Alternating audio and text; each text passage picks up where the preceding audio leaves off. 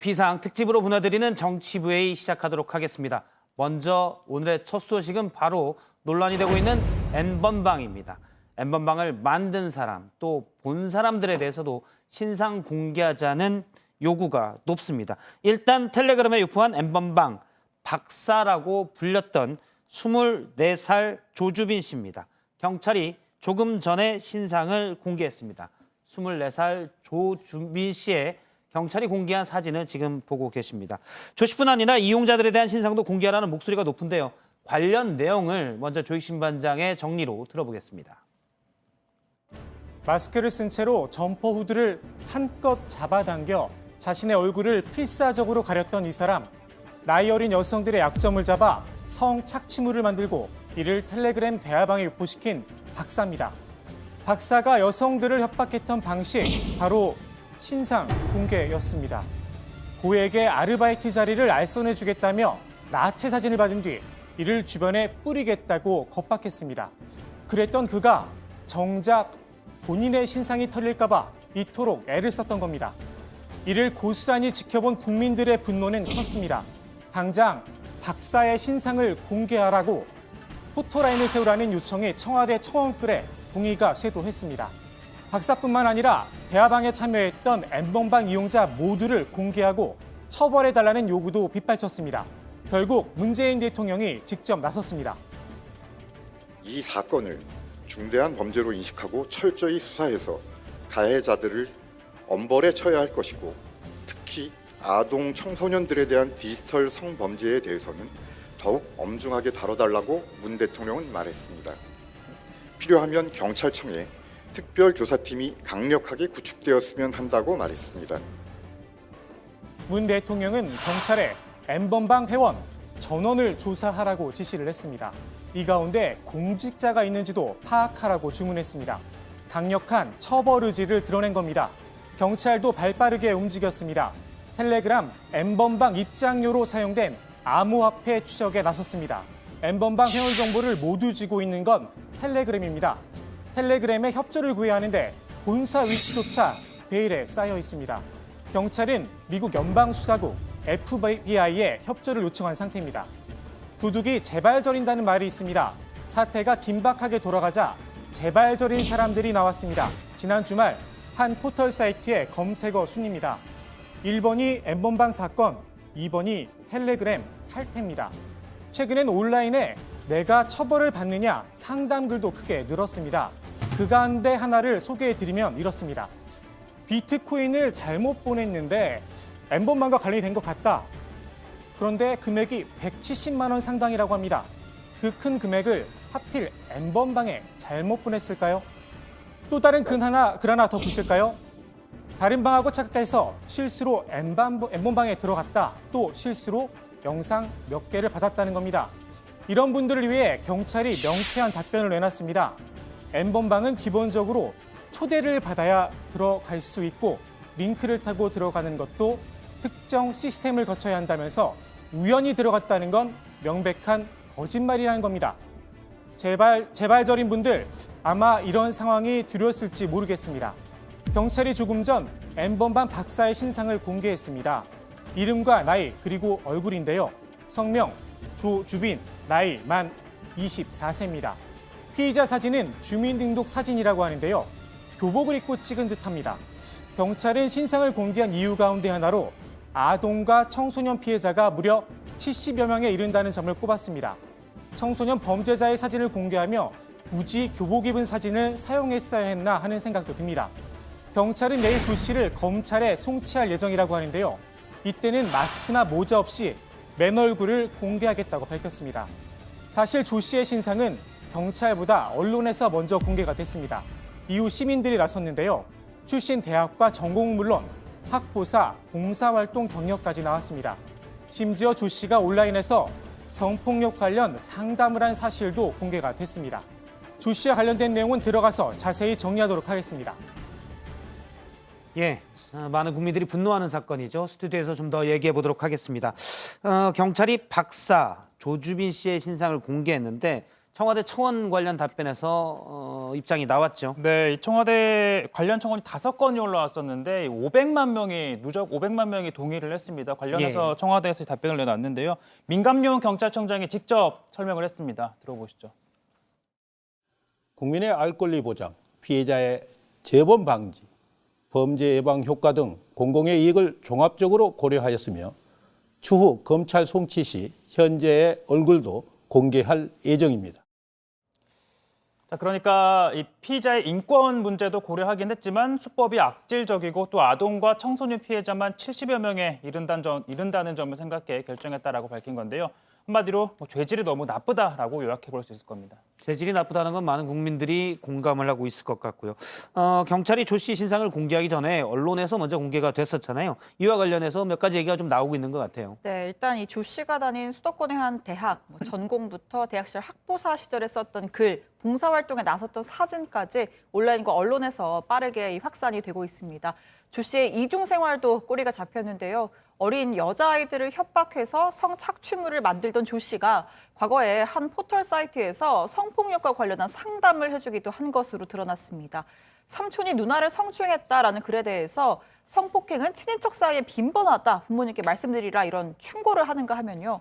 특정 단어가 무슨 뜻이냐라는 질문에는 그만해라는 뜻이다. 이런 말을 하는 건 철없는 행동이다라고 답변을 하기도 합니다. 자, 그런가 하면요. 한 상담에서는 누군가 음란 동영상 다운로드가 법적으로 걸리느냐 이렇게 물어보자 아동 청소년 음란물만 아니면 된다, 상관없다 이런 답변을 올리기도 합니다. 본인도 범죄라는 걸 알았다는 거죠. 자, 그리고 이 조 씨는 2009년부터 2013년까지 500여 개에 가까운 조언글을 올린 것으로도 확인됐습니다. 조 씨의 이제 소셜 미디어 계정도 논란이 되고 있다고요. 네, 그렇습니다. 조 씨가 그 아드레날린이라는 뜻을 가진 소셜미디어 계정을 가지고 있었던 걸로 확인이 됐는데요. 이 계정을 통해서 4,100여 명의 여성을 팔로잉해왔다고 합니다. 이 가운데 상당수는 연예인이었다고 하는데 이 사실을 뒤늦게 알고 계정 차단에 나섰습니다. 연예인들은 토할 것 같다, 소름 돋는다, 매우 불쾌한 반응을 보였습니다. 조 씨뿐 아니라 조 씨는 이제 방을 만들어서 실제 나쁜 짓을 했던 사람이고 또 이 방을 이용했던 사람들도 범죄인데 이 부분에 대한 수사도 들어갔죠. 네, 그래서 이 경찰 수사도 바빠졌는데요. 최대 10,000명 수준인 것으로 알려진 이른바 이 박사방 이용자들의 신상을 파악하는데 우선 수사력을 집중하는 모습입니다. 특히 대화방에 들어갈 때 입장료로 사용된 암호화폐를 추적 중이라고 합니다. 암호화폐 거래 사이트인 코인원과 또 빗썸, 또 이 업비트 등도 이 수사 당국에 적극 협조하겠다는 뜻을 밝혔습니다. 경찰은 박사방 외에 다른 공유방에 대해서도 수사를 확대한다는 계획입니다. 민감용 경찰청장의 말을 직접 들어보시죠. 검거된 운영자 조 주빈뿐만 아니라 박사방의 조력자, 영상 제작자, 성착취물 영상을 소지, 유포한 자 등 가담자 전원에 대해서도 경찰로서 할 수 있는 모든 역량을 투입하여 철저하게 수사하겠습니다. 네, 여성단체에서는 텔레그램 성착취 공유방이 60개가 넘고요. 또 이용자는 26만 명에 이른다고 추정을 하고 있습니다. 하지만 이 텔레그램이 아시다시피 외국 업체이기 때문에 그러다 보니까 보안이 뛰어나다 이런 평가를 받고 있잖아요. 그래서 수사에 한계가 있다라는 이야기도 나오고 있습니다. 텔레그램이 보안에 뛰어나다고 해서 이용한 사람들이 많은데 이 경우에는 범죄에 이용되고 있고 사실 찾기가 쉽지 않은 거군요. 외국 업체라도 이 텔레그램 본사에서 협조를 구할 수 있지 않습니까? 그렇긴 한데 이 외국 업체라고 하더라도 본사가 어디에 있는지 그 근거 자체가 지금 오리무중입니다. 극비리의 세계 각국을 옮겨 다니고 있다. 이 본사가 옮겨 다니고 있다라고 하는데요. 경찰에서는 현재 러시아와 독일 그리고 영국, 싱가포르 등을 거쳐 이 중동의 한 국가로 이 근거지를 옮긴 것으로 추정을 하고 있습니다. 경찰이 이 가운데 몇 개 수소지를 확인은 했지만 이 다른 법인이 들어와 있거나 그러니까 이미 나간 거겠죠. 비어 있었다고 하는데요. 경찰은 사무실을 따로 두지 않고 일반 주택에서 텔레그램을 운영하거나 또 서버를 여러 국가에 분리해놨을 가능성까지 모두 열어두고 추적을 진행하고 있다고 합니다. 경찰은 미국 연방수사국, 영국 국가범죄수사청의 협조를 요청해서 이 텔레그램의 근거지를 추적하는 작업도 함께 병행을 할 예정이라고 합니다. 사실 텔레그램 자체로 텔레그램 본사에 연락할 수 있는 방법도 있을 텐데 일단 텔레그램에서는 협조적이지 않다 이렇게 볼 수도 있겠네요. 현재 드러난 사실만 본다면. 알겠습니다. N번방을 원래 처음 만든 사람, 이 박사 조주빈도 바로 이 사람을 따라서 했다고 들었는데 이 닉네임 갓갓에 대한 수사망도 좁혀졌다고요? 네, 그렇습니다. 이 미성년자를 협박해서 성착취물을 만들게 하고 이걸 텔레그램에 공유하는 범죄 방식을 만든 장본인 바로 닉네임 갓갓입니다. 이번에 제보된 박사도 이 갓갓이 만든 이 방식을 그대로 모방했던 건데요. 경찰이 닉네임 갓갓으로 추정되는 사람의 IP 주소를 확보했다고 밝혔습니다. 현재 경북지방경찰청 사이버수사대가 추적 중이라고 하는데 다만 경찰은 갓갓이 누구인지는 아직 특정하지는 못했다고 합니다. 사이버 범죄는 익명이나 또 차명이 많아서 용의자의 구체적인 IP 주소를 파악해도 진범이 아닐 가능성이 있다는 설명입니다. 이 엠번방을 첫 창시자인 갓갓에게서 물려받은 사람이 있습니다. 바로 운영자 왓치맨으로 알려진 사람인데요. 이미 이제 검거가 돼서 검찰에서 구형을 받았다고요?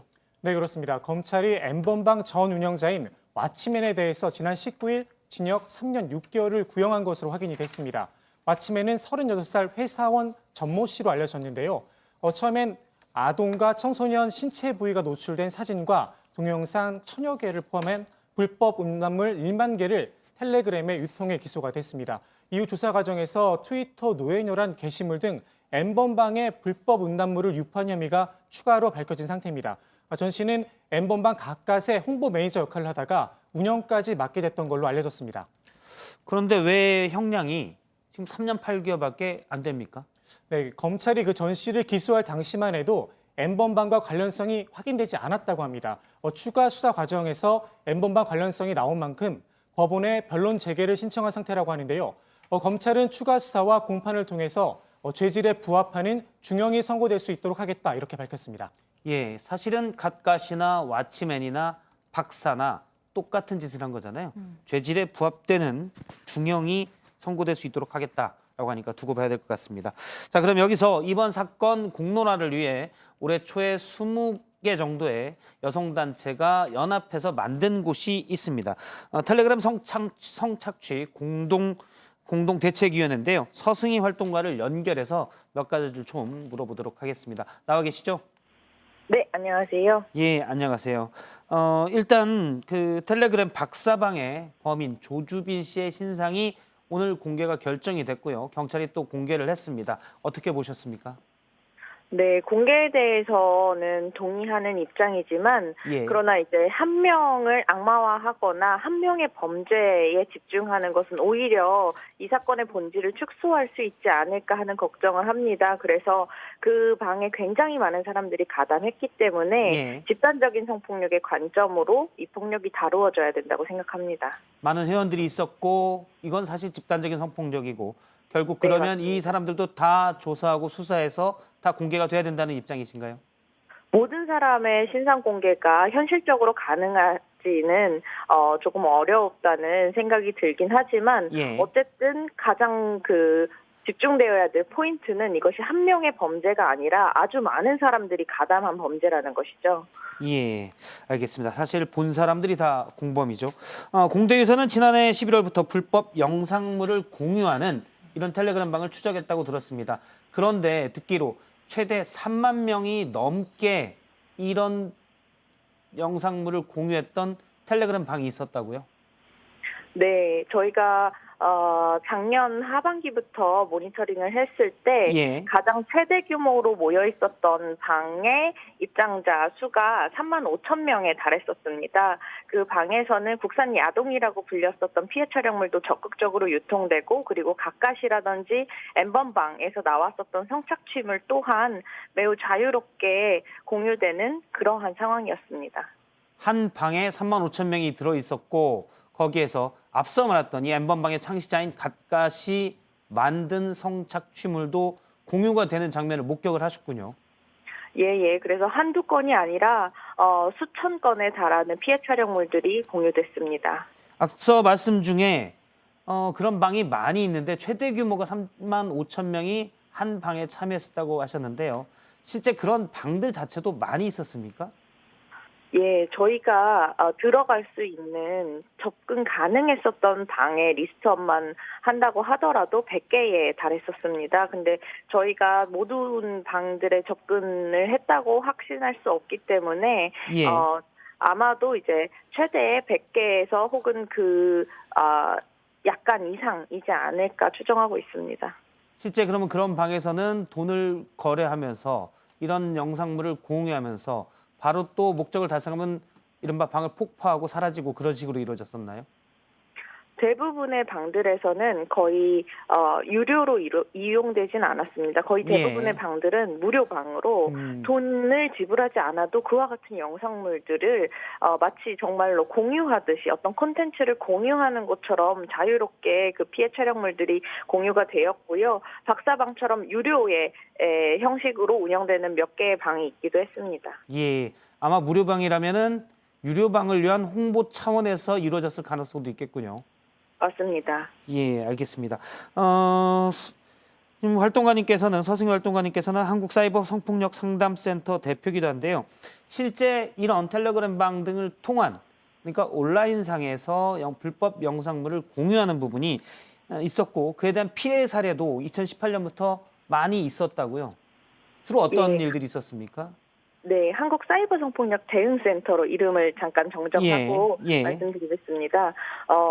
저희 단체에서 2018년도 하반기부터 이런 텔레그램 성착취와 비슷한 유형의 피해 사례들이 접수되기 시작했었는데요. 청소년들을 중심으로 이제 협박 상황을 만들어낸 이후에 그 다음에 굉장히 이제 기괴한 자세의 성착취 영상물들을 매일매일 찍어서 올리게 한다든지 혹은 카카오톡, 그러니까 예. 텔레그램이 아니라 카카오톡 메신저를 통해서 노예방을 만들어서 운영한다든지 하는 형태들을 지원하고 접수해 왔었습니다. 예, 특히 이제 미성년자들이 많이 피해를 봤었군요. 네, 미성년 피해자분들도 상당히 있고요. 그리고 의외로 성인 여성분들도 피해자가 되는 경우가 많습니다. 예, 알겠습니다. 이제 피해자들이 경찰에 수사를 요청하고 이런 부분들을 지금 서승희 활동가님이 계신 그 대응센터 등에서 같이 협조해서 경찰이랑 범인을 잡고 불법 영상물을 없애려고 하는데 수사들이 사실 좀 더디었습니다. 따로 어떤 이유가 있다고 보십니까? 가장 커다란 지점은 아무래도 지금 이제 사건이 더 커지다 보니까 더욱더 많은 인력과 자원을 투입하면서 예. 수사적인 한계가 줄어들기도 했지만 아까 앞서서 얘기가 나왔었던 것처럼 사이버 공간에서 이루어지는 성폭력의 경우에는 가해자를 특정해내는 것이 굉장한 수사적인 한계가 되고 법률적인 처벌의 한계가 됩니다. 그래서 그 지점에 대한 수사를 진척시키는 데 있어서 좀 시간이 걸렸던 것 같습니다. 예. 혹시 이제 앞으로 수사가 좀 제대로 빠르게 되고 또 사실 제일 중요한 거는 이런 일 자체가 안 생기도록 미리 시스템과 예를 들어 포털이나 여러 가지 플랫폼들도 마찬가지겠죠. 그런 장치들이 있어야 될 텐데 활동가님께서 보기에 그런 식으로 법적인 보완책이 필요하다. 그러면 어떤 부분이 제일 중요할까요? 예, 첫 번째로 말씀드리고 싶은 내용은 이와 같은 성착취물, 불법 촬영물에 대해서 소지하거나 그것을 모아두거나 혹은 그것을 스트리밍으로 본다든지 이렇게 예. 소비하는 행위에 대해서 처벌하는 법률이 없다는 것인데요. 그렇게 본인이 직접 촬영하거나 혹은 적극적으로 본인이 판매하지 않는다고 하더라도 그와 같은 성범죄에 가담하는 집단적인 성폭력을 행한 것이 범죄로 규정되어야 된다고 생각합니다. 그것이 예. 앞으로의 이런 범죄를 재발하지 않도록 막는 데에 굉장히 중요한 예방적인 입법이 될 것이라고 기대합니다. 예. 이걸 범죄로 규정할 수 있는 그 법의 범위가 좀 더 넓어져야 된다는 말씀이시군요. 네, 맞습니다. 예, 사실 문제는 디지털로 유포된 것은 영구히 삭제할 수 있는 방법이 어렵다는 부분입니다. 혹시 이런 부분에서 법적으로 어떤 대책이 필요한다거나 어떤 제도적으로 바뀌어야 될 부분들이 있습니까? 삭제를 완전히 누군가가 확인할 수 있다. 모든 유포된 영상물들이 다 삭제되었다라고 확인할 수 있는 사람은 아무도 없다고 생각이 되는데요. 왜냐하면 예. 누군가가 다운받아서 본인의 핸드폰이나 어딘가에 보관하고 있을 수 있으니까요. 예. 그렇다 보니까 아까 말씀드렸던 것처럼 그렇게 보관해서 가지고 있는 것, 소지하는 것 혹은 그것을 스트리밍으로 재생해서 보거나 혹은 그와 같은 성착취물이 공유되는 방에 함께하거나 이것들을 범죄로 규정했을 때 다시 유포되는 그 가능성을 굉장히 줄일 수 있기 때문에 반복해서 말씀드리지만 그것 소지죄의 신설과 유포하겠다고 협박하는 행위가 성폭력처벌법상으로 입법되어야 된다고 생각합니다. 예, 그런 자체 사실은 앞서 이제 조희신 반장 얘기를 했었지만 신상 공개를 하겠다는 협박으로 많은 피해자들을 협박한 것으로 보입니다. 알겠습니다. 여기까지 말씀을 듣도록 하겠습니다. 서승희 활동가님이었습니다. 오늘 말씀 고맙습니다. 감사합니다. 네. 예. 일단 정치권에서도 이에 대해서 여러 법적인 보완책을 준비하고 있는데 사실 좀 늦은 감도 없잖아 있는 것 같습니다. 예. 알겠습니다. 이제부터는 정치권 얘기를 본격적으로 좀 더 해보도록 하겠습니다. 통상 총선에서 각 정당의 비례대표 후보 1번은 당의 정책적 지향점이나 비전을 상징적으로 보여주는 인물들을 낙점을 하는데요. 그만큼 특정 분야의 전문가나 사회적인 명망가를 내세우곤 합니다. 그리고 선거법에 따라 후보자 50%는 여성이어야 되고 비례대표는 일단 홀수, 즉 1번부터 여성이 되고 있는데요. 지금 각 당의 비례대표 앞순위가 속속 확정됐는데 지금 더불어시민당, 민주당이 연합으로 참여하고 있는 곳은 신현영 명지대병원 의사가 됐고요. 역시 미래한국당도 윤주경 전 독립기념관장을 앞번으로 바꿨습니다. 열린민주당의 경우는 김진애 씨가 1번으로 확정이 됐습니다. 이 부분 좀 살펴보도록 하겠습니다. 대부분 좀 지금 저희가 비례대표 1번만 봤었습니다. 좀 자세하게 짚어보죠. 네, 뭐 아무래도 앞번호에 위치한 후보들이 당선 가능성이 높다고 할 수 있잖아요. 우선 예. 민주당이 참여하는 더불어시민당은 말씀하신 것처럼 공공의료 분야를 좀 중점을 뒀습니다. 코로나19 확산 사태로 관련 분야의 중요성이 떠오른 데 따른 것으로 풀이되는데요. 시민당 비례 후보 1번은 신현영 명지병원 가정의학과 교수입니다. 대한의사협회 대변인을 지낸 바 있고요. 이 명지병원 코로나19 역학조사팀장을 맡기도 했습니다. 다만 이 시민의당이 공공의료 부문 후보자를 찾을 수가 없어서 이 추가 공모를 진행한 당일, 그 당일 1번으로 선정이 돼서 졸속 심사를 한 것 아니냐라는 비판 나오고 있고요. 이어서 보시는 것처럼 2번과 3번은 김경만 중소기업중앙회 경제정책본부장 그리고 권인숙 한국여성정책연구원장이 받았습니다. 그리고 위안부 문제 해결을 위해 노력해온 윤미향 정의기억연대 이사장 그리고 탈원전을 주도해왔죠. 양이원영 에너지전환 포럼 사무처장 등이 당선이 비교적 확실시되는 10번 안쪽에 배치가 됐습니다. 미래통합당은 비례대표 전용 위성정당인 미래한국당에 이 비례대표 순위를 놓고 논란이 많았었잖아요. 그래서 지금 한성규 전 대표 체제에서 만들었던 순위를 싹 다 바꾼다는데 실제 바뀌었죠. 어떻게 바뀌었습니까? 예, 그렇습니다. 미래한국당은 윤봉길 의사의 손녀인 윤주경 전 독립기념관장을 순번 1번으로 확정을 했습니다. 요즘 야당에서는 친일 프레임이 좀 있었는데 이거 좀 극복해보자는 뜻으로 좀 풀이가 됩니다. 예. 당초 당선 안정권인 21번을 받았지만 원희철 대표 체제로 바뀐 뒤에 기존 공천 결과가 뒤집히면서 20계단이 뛰어 올랐습니다. 이어서 2번과 3번은 윤창현 전 한국금융연구원 원장과 한무경 여성경제인협회장이 이름을 올렸습니다. 그리고 애초에 1번이었던 조수진 전 동아일보 논설위원은 5번으로 결정이 됐습니다. 열린민주당도 좀 알아보도록 합시다. 열린민주당 손혜원 의원과 정봉주 전 의원이 이제 공동대표를 맡고 있는데요. 오늘 밤에 최종 확정을 한다고는 들었지만 일단 사실상 마무리는 됐다고 하는데 친여권 인사들이 일단 앞번호에 다 배치가 됐죠. 일단 경선 투표 결과 1번에는 김진애 전 의원이 배치가 됐고요. 또 2번에는 최광욱 전 공직기강 비서관, 또 4번에는 김의겸 전 청와대 대변인이 이름을 올렸습니다. 당초 열린민주당은 어제 중앙위원회 인준을 거쳐서 순위를 최종 확정 지을 예정이었지만 12번을 받은 서정성 달빛의료봉사단장 측의 중앙위원들이 음주운전 이력이 논란이 된 주진영 후보의 순번을 문제 삼으면서 이 중앙위가 무산이 됐는데요. 결국 온라인 전당원 투표를 통해서 순번을 최종 승인하기로 했습니다. 논란이 된 서정성 후보는 무리를 일으켜 죄송하다면서 후보직에서 사퇴했습니다. 네, 미래통합당은 이를 두고서 이 조국 수호자들과 친문 인사들이 전면에 배치됐다라고 주장했습니다. 반면에 열린민주당의 공천관리위원장이기도 한 손혜원 의원, 후보들 중에서 조국 전 장관과 가까웠던 몇 사람은 있지만 3분의 2가 넘는 분들은 조 전 장관 사퇴에 유보적이거나 비판적이었던 사람들이다 라면서 반박했는데요. 그러면서 20명을 모두 당선시켜 교섭단체를 만드는 게 목표고 12석은 충분히 당선 자신이 있다라고 주장했습니다. 20명을 모두 당선시켜서 교섭단체를 만들겠다. 물론 그건 어렵더라도 12석은 자신 있다라고 했는데요.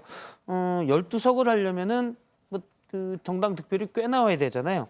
일단 보수적으로 봤을 때 당선권은 몇 석까지 볼 수 있습니까? 일단 뭐 말씀하신 것처럼 손 의원 주장대로 12석을 12명의 의원을 당선시키려면 비례정당 투표수 최소 20% 이상은 득표를 해야 합니다. 제가 가장 최근 나온 비례대표 정당 투표 여론조사 결과를 좀 보여드리면요. 자, 민주당이 참여하는 비례연합정당이 38%를 득표한다고 되어 있습니다. 그리고 미래한국당이 29.4%, 국민의당 6.1, 정의당 6.0 등 순인데요. 지금 비례연합정당에서 이 더불어시민당이나 열린민주당이라고 당명을 특정하지 않았습니다. 그러니까 한국당 지지자들이 뭐 범여권 정당에 투표할 가능성이 낮은 만큼 이 비례연합정당 표가 분산될 가능성이 크다는 거죠. 그렇게 되면 열린민주당 의석이 늘는 만큼 더불어시민당의 의석이 또 줄어들 수가 있다는 건데 실제로 이 더불어시민당 대표도 같은 입장을 보이기도 했습니다. 들어보시죠. 열린민주당을 찍게 되면요, 11번부터 30번에 있는 후보들이 계속 이렇게 떨어져 나가는 거예요. 결국 민주당 지지층이 일정한 어쨌든 간에 이 득표율이 있을 때 열린민주당이 가져가면 가져갈수록 민주당이니까 뒷번호가 그러니까 이게 떨어져 나갈 수밖에 없는 거예요. 후순위니까. 예, 그래서 민주당이 의도적으로 사실은 어떻게 보게 되면요, 배수진을 친 거예요. 지지층들한테 그러니까는 호소예요? 이쪽으로 그러니까 모두들 다 직결해달라고 배수진을 친 겁니다. 예, 그러니까 어떻게 보면 같은 지지층을 놓고 민주당이 주도하는 더불어시민당과 또 정봉주 전 의원 등이 주도하는 열린민주당 간의 서로 간의 득표 전쟁, 제로섬 게임을 할 수밖에 없다는 얘기네요. 그런데 이제 지금까지의 관례로 볼 때는 아무래도 거대 양당, 거대 정당으로 표가 많이 몰려오고 있어서 소수당이 사실 득표를 얻기가 쉽진 않았었잖아요. 예, 그렇습니다. 비례대표 의석을 얻으려면 최소 3% 이상의 득표를 얻어야 원내 진입이 가능한데요. 지난 20대 총선을 보면 새누리당과 더불어민주당 그리고 국민의당 세 당이 80% 이상을 나눠 가졌습니다. 이 세 당을 제외하고는 유일하게 정의당이 7.2%를 득표해서 비례 의석을 얻었는데요. 오랫동안 원내 진입을 노렸던 녹색당도 0.76%밖에 얻지 못했습니다. 참고로 당시 눈에 띄었던 건 기독자유당의 2.6%의 득표율이었는데요. 마찬가지로 개신교를 기반으로 하는 기독당이 0.5%를 얻었습니다. 산술적으로 보면 두 당의 득표수를 더하면 개신교계 정당의 원내 진입이 가능하다 이렇게 볼 수도 있습니다. 그래서 이제 지금 조희신 반장이 그 얘기에서 생각이 나는데 현역 의원 한 명이 기독자유통일당으로 가서 그쪽에 후보로 나서겠다 이런 얘기가 있었죠. 미래통합당에 원래 이은재 의원이 공천을 못 받은 다음에 그런 얘기가 있었는데 어떻게 된 겁니까? 네, 이 미래통합당 공천에서 탈락한 이은재 의원. 자, 이 기독자유통일당은 지난 총선에서 2.6%를 득표한 기독자유당이 이름을 바꾼 정당입니다. 예. 특히 공직선거법 위반 등의 혐의로 구속 기소된 정광훈 목사가 상임 고문으로 있는 당인데요. 자, 이은재 의원은 통합당은 차기 대권 주자의 사육을 채우기 위해 당의 패권에만 몰두하는 정당이라고 하면서 통합당에는 미래가 없다 이런 탈당의 이유를 설명했습니다. 기독자유통일당 소속으로 비례대표 출마 가능성을 내비쳤습니다. 지난 총선에 앞서 이제 조익신 반장의 의견대로 기독교를 중심으로 두 개 정당이 합하면 3%가 넘으니까 그 정도만 그대로 한다면 뭐 비례대표 의석수가 생길 수도 있잖아요. 그런데 이은재 의원은 종교가 불교 아닙니까? 바뀌었을 수도 있겠지만 일단 이 의원은요 국회 불자회 모임인 정각회 소속입니다. 지난 이 설 당시에 황교안 대표가 불교계에 육포를 선물해서 논란이 일었을 때도 황 대표와 함께 불교계를 찾아가서 사과를 하기도 했었죠. 한 불교 매체와의 인터뷰에서는 매주 한 번씩 봉은사, 강남구에 있던 봉은사를 찾아서 새벽에 예불을 드린다. 불교는 참 나를 찾게 하는 등불이다라고 말하는 등 소위 남다른 불심을 강조해왔었습니다. 그러다 보니까 이번 선택이 조금 의아한 부분은 있습니다. 물론 뭐 기독자유통일당이 당에는 기독이 들어가지만 자유통일도 들어가기 때문에 이은재 의원이 거기에 방점을 찍을 수도 있고요. 또 당 이름엔 기독이 들어가지만 종교는 자유로 할 수도 있기 때문에 뭐 이건 좀 더 봐야 될 것 같습니다. 아무래도 이제 비례 전용 정당들이 만들어지면 현역 의원들이 많아야 총선에서 윗기호를 받고 그러면 유권자들에게 주목도를 더 높일 수가 있잖아요. 이 때문에 각 비례 전용 정당에서 현역 의원 모셔가기 이게 지금 전쟁이 되고 있는데 일단 미래한국당 그러니까 미래통합당의 비례 전용 정당에서는 현역 의원이 현재 9명인데 10명 이상을 추가로 영입하겠다고요? 네, 그 9명에다가 오늘 4선에 김정은 의원까지 합류를 해서 10명이 됐습니다. 예. 그러니까 현역 의원 18명이 민생당에 이어서 비례대표 정당 투표에서 두 번째 칸을 차지할 가능성이 높아졌는데요. 그런데 이 미래한국당 원유철 대표, 미래통합당에서 힘을 보탤 의원이 10여 명 더 있다라고 밝혔습니다. 자, 이건 좀 두 가지 면에서 이득인데요.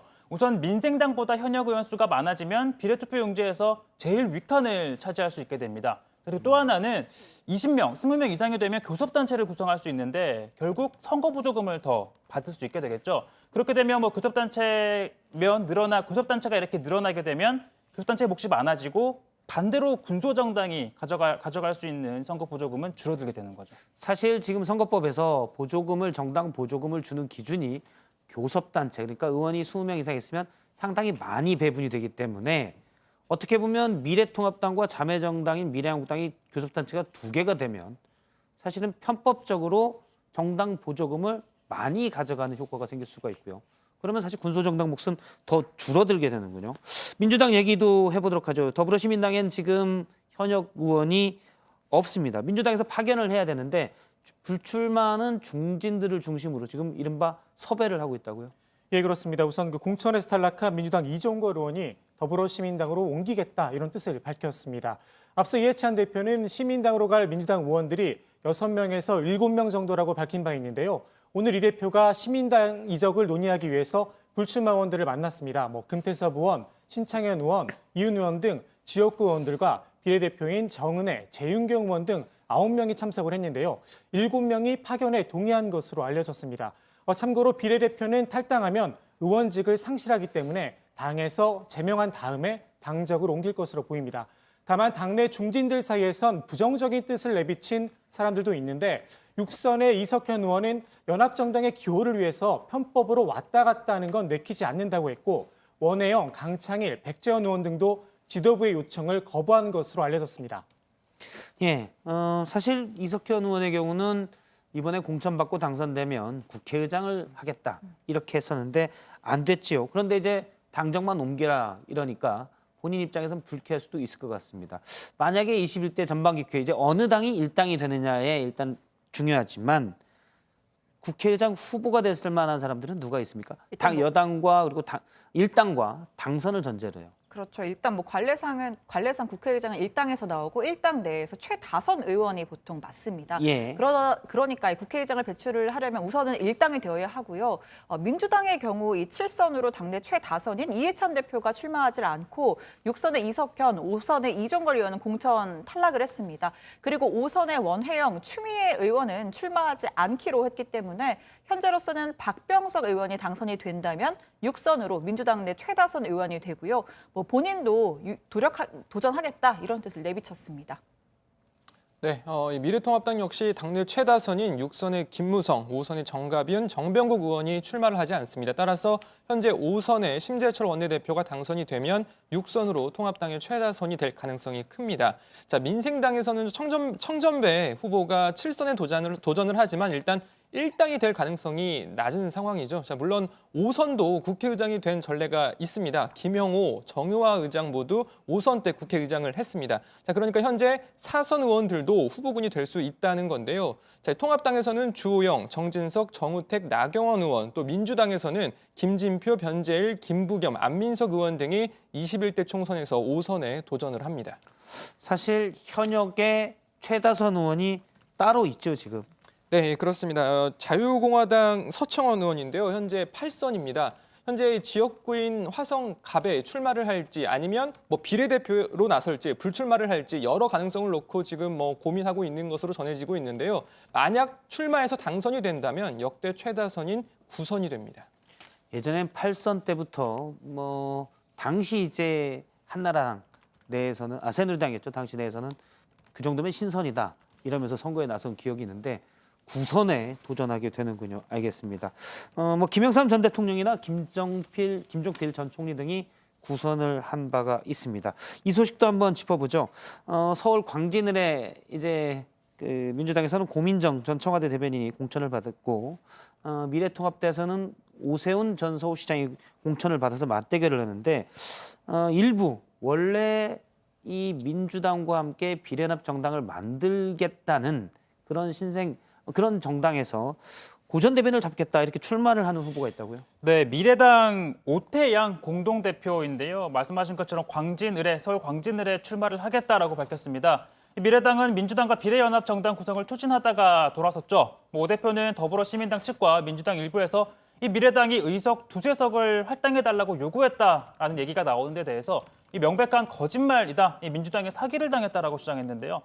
고전 대변인을 잡기 위해 광진을에 출마하는 것 아니냐라는 데 대해서는 꼭 그런 것만은 아니라고 했지만 지금 사정이 이렇다 보니까 이 민주당의 회초리가 필요하다라고 말해 사실상 그를 부인한 것으로는 해석이 되지 않습니다. 예, 알겠습니다. 정치권 소식은 여기까지 짚어보도록 하고요. 그러면 지금 사실 세계적으로도 계속 가장 역사적으로 없었던 일이죠. 코로나19의 세계적 대유행에 대해서 좀 더 짚어보도록 하겠습니다. 먼저 국내 소식부터 알아볼 텐데요. 예, 김선미 기자가 지금 보도국에 연결돼 있습니다. 김선미 기자, 국내 코로나19 확진자 추가 확진자 수가 지금 현재 전체로 누적적으로 9천 명을 넘어섰죠. 네, 오늘 0시 기준 국내 누적 확진자 수는 9,037명입니다. 지난 1월 국내 첫 환자가 나온 뒤 약 2달 만에 9,000명대에 진입했습니다. 오늘 신규 확진자는 76명인데요. 지역별로는 대구 31명, 경기 15명, 서울 4명, 부산 2명 순입니다. 공항 등 검역 과정에서 양성 판정을 받은 인원도 20명입니다. 치료 도중 숨진 인원은 오늘 0시 기준 120명이었는데요. 대구시 등 지방자치단체 집계에 따르면 오늘 5명 늘어 125명이 됐습니다. 확진자 중 사망한 비율인 치명률은 1.33%입니다. 완치 판정을 받고 격리 해제된 인원은 341명이 늘어 총 3,507명이 됐습니다. 예, 공항 검역 과정에서도 확진자가 지금 많이 나오고 있는데 해외에서 감염된 것으로 추정된 경우가 지금 늘고 있지요. 네, 오늘 신규 확진자 76명 중 22명은 해외에서 입국한 뒤 확진 판정을 받은 경우였습니다. 유럽에서 출발한 입국자가 18명, 미주 지역이 4명입니다. 이들을 포함해 현재까지 해외에서 감염된 것으로 추정되는 국내 확진자는 모두 171명입니다. 정부는 우선 유럽발 입국자 전원에 대해 코로나19 검사를 실시하고 있는데요. 지난 22일 하루 동안 유럽에서 온 입국자는 총 1,444명인데 이 가운데 19명이 확진 판정을 받았습니다. 정부는 어제도 유럽에서 1,203명이 입국했고 이 가운데 101명이 코로나19 의심 증상을 보였다고 설명했습니다. 예, 정부가 지금 사회적 거리두기를 상당히 강조하고 있는데 방역 지침을 위반한 국내 종교시설과 유흥시설 등의 행정명령을 내렸다고요?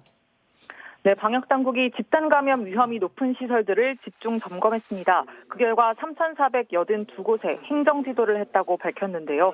종교시설 1,456곳과 유흥시설 101곳, 콜센터 29곳 등이 포함됐습니다. 위반 행위가 심각한 454곳에는 행정명령도 내렸는데요. 정부는 집단 감염 발생 위험이 큰 시설은 입장할 때 발열 여부 등을 확인하고 2m 이상 거리를 유지해야 한다고 설명했습니다. 지금까지 보도국에서 전해드렸습니다. 예, 스튜디오에서 계속 국내 상황 또 해외 상황 짚어보도록 하겠습니다. 오늘 도움말을 주기 위해서 김윤 서울대 의대 의료관리학 교실 교수님이 나왔습니다. 안녕하십니까? 안녕하십니까? 예, 먼저 오늘 추가 확진자 상황부터 짚어보도록 하죠. 최정혁 반장, 지금 사흘 연속 두 자릿수죠? 네, 전날 0시보다는요 76명이 증가를 했습니다. 자, 오늘 코로나19 확진자 총 9,037명으로 집계가 되고 있는데요. 추가 확진자가 사흘 연속 두 자릿수이긴 하지만 국내 첫 환자 발생 후 2달여 만에 누적 확진자가 9,000명을 넘은 겁니다. 지역별로도 잠깐 볼까요? 여전히 대구가 좀 많습니다. 네, 지역별 신규 확진자는 말씀하신 것처럼 대구가 31명으로 가장 많았고요. 그리고 경북이 1명으로 대구 경북이 32명입니다. 그 외 지역은 경기가 15명, 서울이 4명, 그리고 부산이 2명, 인천이 1명 등입니다. 예, 중증 이상 환자 수도 좀 짚어보도록 하죠. 사망자는 지금 계속 늘고 있죠. 네, 현재까지 국내에서 확인된 공식적으로 집계된 사망자는 총 120명입니다. 전날보다 9명이 추가가 됐고요. 그러다 보니까 치명률 역시 좀 다소 수치가 올랐습니다. 현재까지 평균 치명률은 1.33%인데 자, 연령별로 한번 보면요. 80세 이상이 12.9%, 그리고 70세 이상이 6.25% 그리고 50대가 1.75% 등입니다. 뭐 안타까운 일이라고 할 수 있는데요. 다만 완치 환자가 꾸준히 증가하고 있는 건 다행인 일이라고 할 수 있을 겁니다. 자, 완치해 격리에서 해제된 환자 341명이 늘어서 총 3,507명이 됐는데요. 중대본의 설명으로 한번 들어보시죠. 매일 밝혀드리는 확진 환자의 규모는 그날의 환자 발생 수에 불과할 뿐 그 자체로는 아직 큰 의미가 없다는 점을 꼭 고려해 주시길 바랍니다. 하루 확진자 수에 따라 폭증, 대유행 등을 평가하거나 유행이 끝나간다고 낙관할 일도 아닙니다. 예, 지금 이제 방역당국에서는 교수님께 좀 여쭤보겠습니다. 방역당국에서는 지금 뭐 정점을 지났다고 볼 수도 없고요. 낙관할 일도 아니다.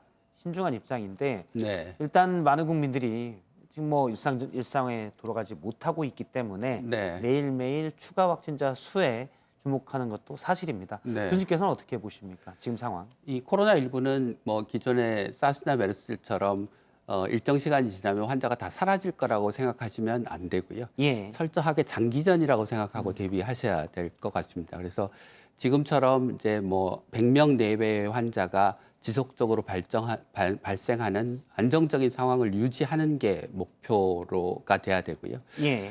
만에 하나 이제 이게 그 집단 감염의 형태로 발전하면 얼마든지 지금보다 훨씬 더 많은 감염자 수가 생길 수 있기 때문에 예. 절대로 낙관해서는 안 되는 상황입니다. 예. 현재 숫자로 관리되는 것은 방역당국이 잘 네. 대응하고 있는 거지만 네. 그렇다고 해서 이 관리 숫자를 이 지금 강도를 낮출 수는 없는 거다라는 네. 말씀이시군요. 그러니까 만약에 요양병원이나 요양원 또는 예. 뭐 교회나 콜센터처럼 그 대량 집단 감염이 발생할 수 있는 고리와 확진자 감염자가 맞물리면 얼마든지 지금 100명 내외에서 유지되는 게 200명, 300명 또 그 이상의 숫자로 발전할 수 있는 개연성이 충분히 있다는 말씀이고요. 예. 이제 정부가 그 2주간의 그 보름간의 강력한 사회적 거리두기 대책을 이제 세웠는데 예. 이제 그 이후에는 우리가 일상으로 복귀하기 위해서 그러면 어떤 준비를 해야 될지에 관한 논의가 필요할 거라고 생각합니다. 그러니까 예. 알겠습니다. 그분 조금 이따가 집중적으로 네, 살펴보도록 네, 하고요. 예, 일단 국내 지역사회 감염 문제나 이런 부분도 좀 더 짚어보도록 하겠습니다. 지역사회에서 소규모 집단 감염도 계속 나오고 있어요. 네, 경기 군포시는 효사랑 요양원 입소자와 또 이 종사자를 대상으로 한 2차 전수조사를 한 결과 확진 환자가 8명 더 나왔다고 밝혔습니다. 입소자 5명 그리고 종사자 3명으로 누적 확진 환자는 모두 15명으로 늘어났습니다. 자, 이 해당 요양원은 이달 19일 이 80대 여성이 확진 판정을 받은 이후 코호트 격리에 들어간 상태였습니다.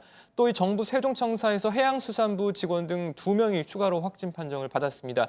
해수부 직원은 지난 10일부터 자가격리 중이었는데요. 어제 이 격리 해제 직전에 실시한 검사에서 양성 판정을 받은 겁니다. 해수부 관계자는 이 직원은 증상이 없는 무증상 확진 케이스다 이렇게 설명했습니다. 예, 교수님께 좀 더 여쭤보면요. 네. 일단 코호트 격리라면은 네. 이제 외부의 출입을 막고 그 네. 자체로 병원 자체로 봉쇄를 하는 거잖아요. 네, 그렇습니다. 그런데 그 안에서 확진자를 따로 뭐 치료하고 격리한다고 할지라도 네. 그 내부에서 계속 확진자가 추가로 나오는 경우들이 있습니다.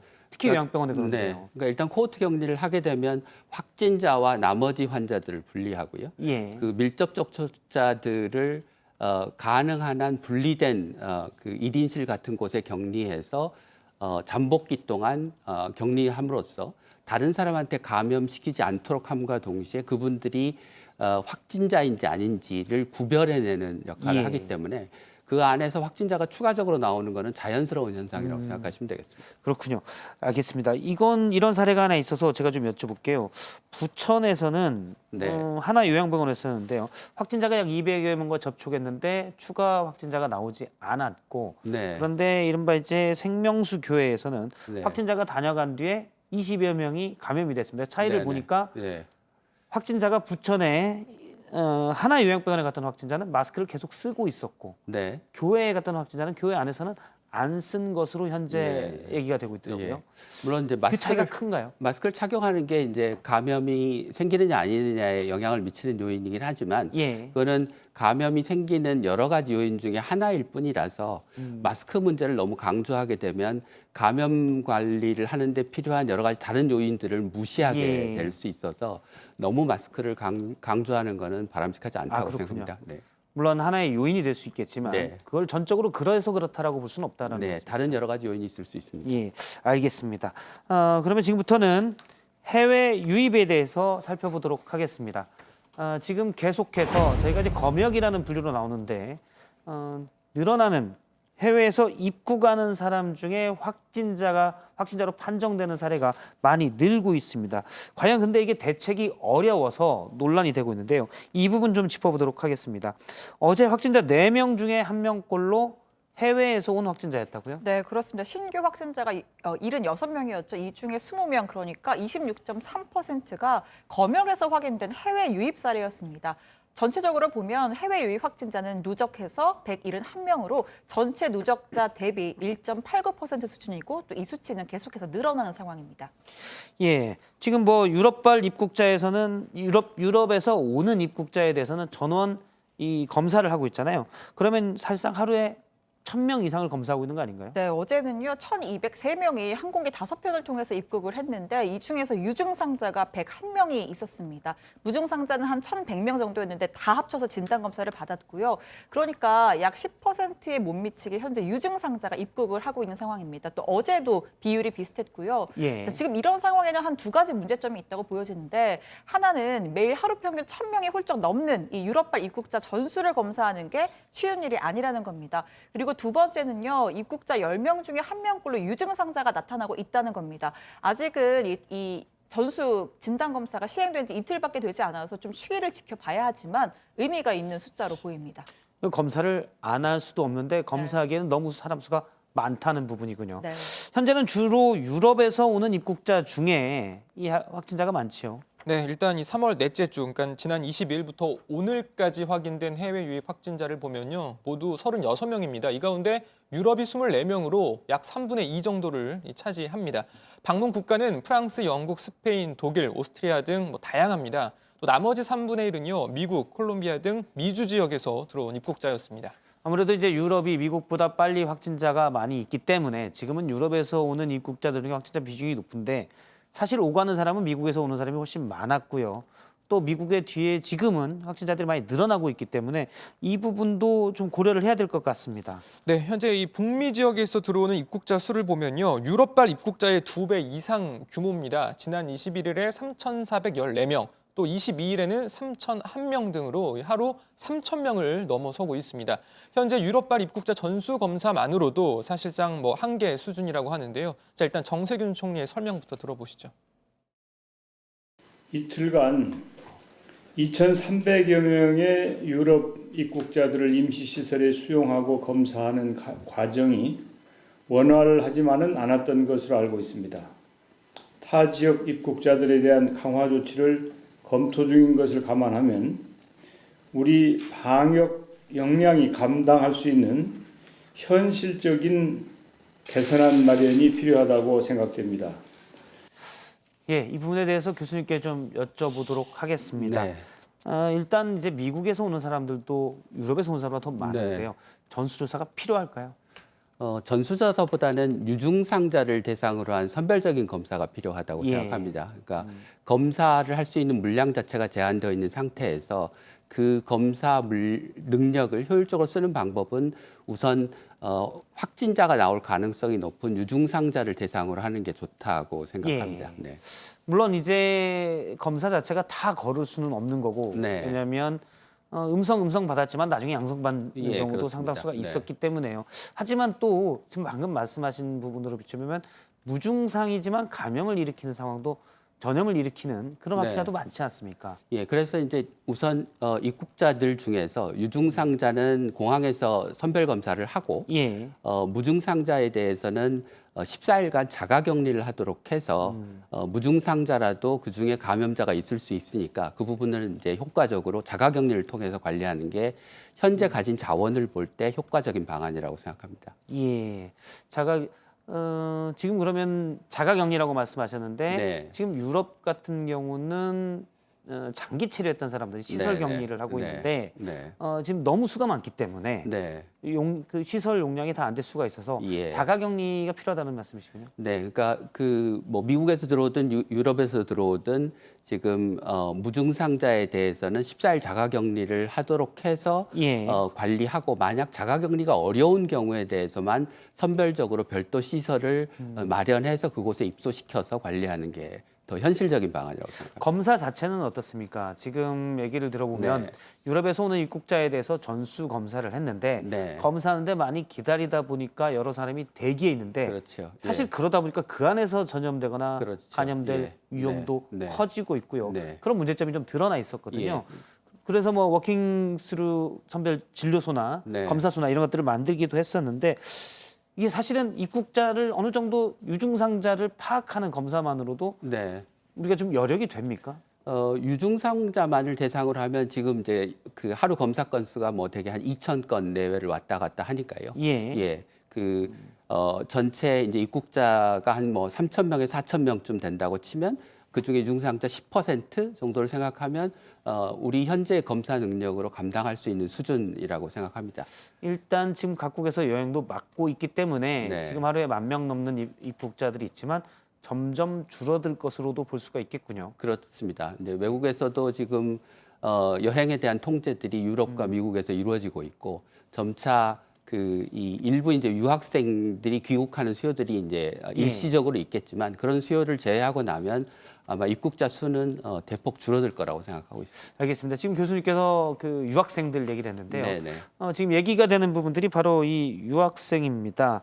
앞으로 더 늘어날 가능성이 일단은 조금은 있는데요. 특히 해외로 나갔던 유학생이나 교민이 지금 해외, 뭐 미국이든 유럽이든 그쪽의 의료 시스템이 무너질 위기가 있기 때문에 우리나라가 더 안전하다. 그래서 이쪽으로 오는 사람들이 꽤 있다고요. 네, 말씀하신 것처럼 뭐 외국의 코로나19 확산 속도가 너무 빠르다 보니까 지금 그런 상황이 벌어지고 있는 건데요. 정부에 따르면 이 급속한 코로나19 확산에 불안감을 느껴서 귀국을 결정한 교민들이나 이 유학생들이 앞서 전 세계적 셧다운이 본격화된 지난주부터 향후 2, 3주 내에 대부분 들어올 것으로 좀 예측을 하고 있습니다. 인천공항을 통해 들어오는 전체 입국자 중 내국인의 비중이 계속 높아지고 있다는 게 이걸 증명한다는 게 정부의 설명입니다. 내국인 비중은 어떻게 지금 높아지고 있습니까? 정부가 구체적인 수치를 가지고 있는데요. 일단 지난 15일 전체 입국자가 15,000명 정도였습니다. 내 외국인 비율이 각각 절반 정도 수준이었는데 일주일 뒤인 22일에는 전체 한 10,000명 정도, 9,798명이 입국을 했는데 이 중 내국인 비중이 74%로 높아졌습니다. 아무래도 세계적으로 지금 출입국을 통제하는 국가들이 늘어나면서 외국인들의 이동 자체가 좀 감소를 하고 우리 국민들의 귀국이 늘고 있는 걸로 보입니다. 지금 전 세계에 우리나라 유학생들이 그러니까 해외에 가서 미국, 유럽 또는 중국도 있고요. 가서 공부하는 유학생들이 21만 명이 된다고요.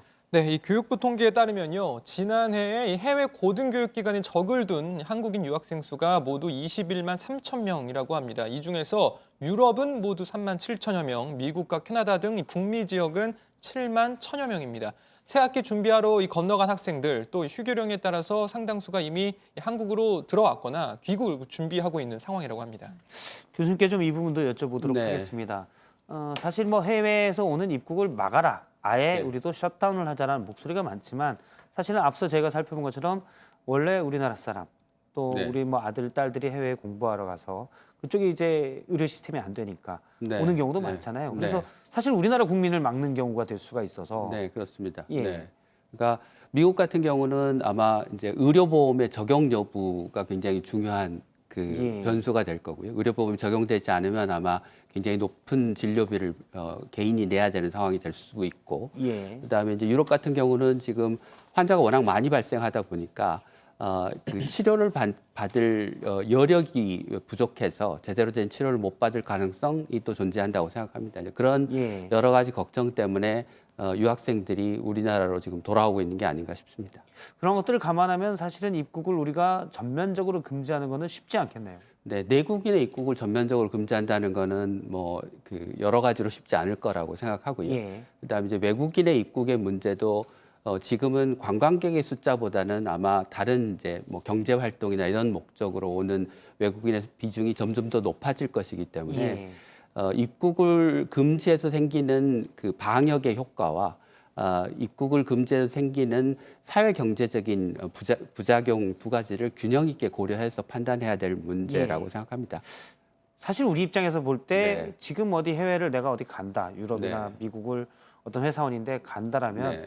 정말 이때 안 가면 안 되는 피치 못할 비즈니스상의 계약이랄지 그런 것들이 가기가 쉽기 때문에 네. 사실 무조건 막는다는 게 다 능사는 아니겠군요. 네, 그렇습니다. 그리고 지금까지 우리가 그 입국 금지를 하지 않은 상태에서도 사실 예. 어떻게 보면 그 코로나19 감염을 잘 관리해 왔기 때문에 지금보다 더 상황이 굉장히 나빠져서 우리가 어쩔 수 없는 선택을 입국 금지라는 어쩔 수 없는 선택을 해야 될 상황이 아니라면 예. 현재 상황을 저는 유지하는 게 바람직하다고 생각합니다. 예, 현재 100명 이내에 추가되는 확진자는 네, 우리나라 의료 시스템상에서 충분히 컨트롤 가능한 숫자다라는 말씀이죠. 네 그렇습니다. 알겠습니다.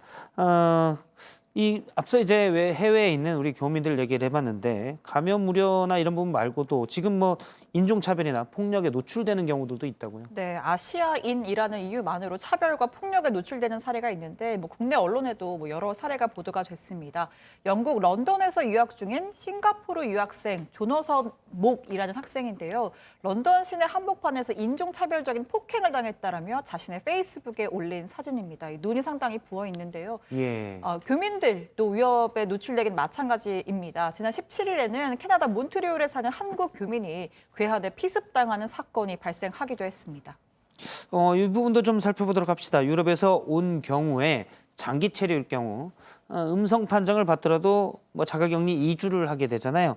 이 부분에 대해서 뭐 생활비를 지급한다 안 한다 얘기가 있었는데 일단 생활비는 외국인들 경우 지급을 안 하기로 한 건가요? 네, 일단은 그 국내에서 발생한 예. 케이스만 놓고 보면요. 일반적으로 역학조사를 해서 확진 환자의 밀접 접촉자로 분류가 되는 경우에 자가격리를 해야 되고 이때는 나라가 생활 지원비를 줍니다. 왜냐, 개인의 선택이 아닌 우연적인 요인에 의한 접촉에 의해서 비자발적인 자가격리를 감수하는 상황이기 때문이고 하지만 이 유럽발 입국자는요. 이 자발적으로 한국에 들어와서 격리를 하기 때문에 동일하게 볼 수 없는 상황이라는 겁니다. 본인이 그래서 오고 싶어서 일단 왔기 때문에 네. 거기에 대한 손해에 대해서는 본인이 책임질 수 있다는 부분이군요. 네, 입국했을 때는 자가격리가 필요하다는 걸 알고 있는 상황에서 들어왔기 때문에 예. 자발적인 자가격리이고 따라서 이 국내에서 이 접촉자가 생겨서 격리를 비자발적으로 해야 하는 사람과 동일하게 볼 수 없다는 거죠. 정부 예. 설명도 한번 들어보시죠. 유럽발 입국자의 경우 개인의 선택에 따른 입국이라는 점을 고려했을 때 일반적인 자가격리 대상자와 동일하게 취급하는 것은 무리가 있습니다. 또한 국내 유입을 유도하는 부작용이 있을 수 있다는 지적들도 고려할 필요가 있습니다. 이에 따라 유럽발 입국자의 자가격리에 대해서는 생활지원비를 지원하지 않으며 예, 생활비를 지원하지 않겠다고 했는데요. 유럽발 입국자에 대해서는 외국인, 내국인 관계없이 이미 자가격리된 걸 알고 오기 때문에 생활비를 지급하지 않는다고 합니다. 그러면 지금 이제 정부에서 강력하게 얘기하고 있는 것이 바로 2주간 사회적 거리두기입니다. 아주 강화를 하자는 건데요. 2주를 얘기하는 거는 4월 6일부터 국내 초, 중, 고등학교가 개학을 하는데 그 전에 최대한 감염 위험을 줄이자 뭐 이런 의도죠. 네, 뭐 사실상 물리적으로 좀 떨어져 지내자 뭐 이런 얘기를 하는 건데요. 정세균 국무총리는 4월 5일까지 모든 행정력을 동원해서 강화된 사회적 거리두기를 실천에 나서겠다라고 밝혔습니다. 특히 뭐 본격적으로 봄철이 시작되면서 경각심을 풀고 외출하는 사례가 늘고 있다면서 한 사람의 방심이 공동체를 무너뜨릴 수 있다라고 경고하기도 했는데요. 직접 들어보시죠. 꽃 구경에 인파가 몰리고 클럽 행을 계획하는 젊은 분들도 있는 것으로 알고 있습니다. 모두가 확실히 참여하지 않으면 언제 우리 아이들을 학교로 돌려보낼 수 있을지 기약할 수 없습니다. 세계보건기구 사무총장은 당신이 어디를 가느냐가 다른 사람의 삶과 죽음을 가릴 수도 있다고 경고했습니다. 예, 지금 이제 최대한 억제 정책을 하는 거는 앞서 이제 최종혁 반장 얘기대로 일단 매일매일 추가 확진자 수를 최대한 줄이고 그 다음에 4월 6일 개학을 하고 어떻게 보면 그때부터는 약간 일상으로 돌아가자 이런 신호로도 볼 수 있는데요. 뭐 그 전에 그러니까 마지막으로 고삐를 조인다 이렇게 해석하면 되겠죠. 네, 그렇습니다. 이 방역 전문가들은요, 확산세가 심할 때 방역 조치를 총동원한 억제 정책이 가장 효과적이라는 데는 한 목소리를 내고 있습니다. 예. 그런데 문제는 이 억제 정책을 무한정 유지할 수는 없다는 것이죠. 언제까지나 계약을 미룰 수는 없고 또 여러 가지 현실적인 문제도 존재합니다. 또 한 가지는 이 억제 정책을 무기한 유지할 수가 없기 때문에 오히려 역설적으로 나중에 가서는 2차 유행을 불러올 수 있다라는 겁니다. 억제할 때는 잠깐 줄어드는 보였지만 면역력을 우리가 다 갖지 못했기 때문에 나중에 다시 부활할 수가 있다는 것이죠. 예. 이 부분에 대해서 중앙임상위원회 설명이 있었는데요. 직접 들어보시죠. 억제를 풀면 스프링이 다시 튀어오르듯이 유행이 다시 시작될 수 있다는 문제입니다. 우리나라처럼 모든 정책을 동원하여 유행을 억제한 것인데 가을이 되면 이렇게 유행이 다시 찾아오게 됩니다. 2천만 명 이상이 목숨을 잃었던 스페인 독감은 1918년 봄 제1차 유행보다 그해 가을철에 5배나 더 큰 2차 유행이 온 것으로 유명합니다. 예, 교수님께 몇 가지 이 부분 여쭤보도록 네, 하겠습니다. 아마 많은 분들이 언제까지 거리 두기를 해야 되냐. 정부는 네. 일단 2주를 강조했습니다. 네. 그러면 2주 후에는 예를 들어서 지금 뭐 노래방이나 PC방 이런 데들도 일단 휴업을 권고하고 있기 때문에 네. 2주에는 이제 다시 돌아갈 수 있다라는 메시지일 수도 있는데요. 네. 지금 앞서 이제 중앙임상위원회 얘기를 들으면 억제를 했다 다시 풀면 2차 대유행이 올 수 있다. 네. 네. 이건 뭐 어떻게 봐야 됩니까? 억제를 했다고 풀면 2차 대유행이 올 수 있다는 거 하는 것은 이제 억제를 하면 감염률이 낮게 유지되기 때문에 예. 감염된 사람이 적고 감염된 사람이 적으면 항체를 보유하고 있는 사람이 적기 때문에 대량 감염이 일어날 수 있다는 뜻입니다. 예. 네, 반면에 억제를 하지 않으면 많은 사람이 감염되고 많은 사람이 항체를 보유하고 있으면 그만큼 감염이 전파될 확률이 떨어지기 때문이죠. 거꾸로 아주 역설적인 상황입니다. 예.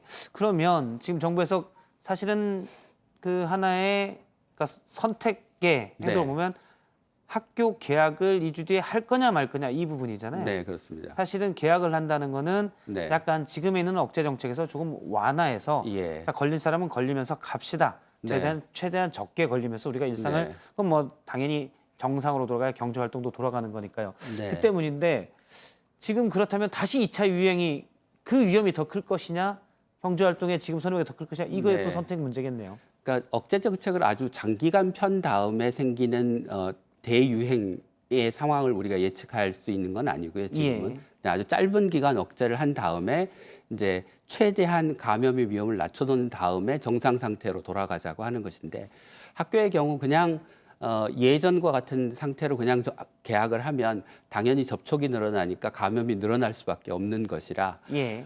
개학을 하되 최대한 감염의 위험을 줄일 수 있는 형태로 학교 시스템을 바꿔서 개학을 해야 됩니다. 예를 들면 1m나 2m의 거리를 유지하기 위해서는 학급의 학생 수를 줄여야 되고요. 예. 학급의 학생 수를 줄이려면 학급을 늘려야 되고요.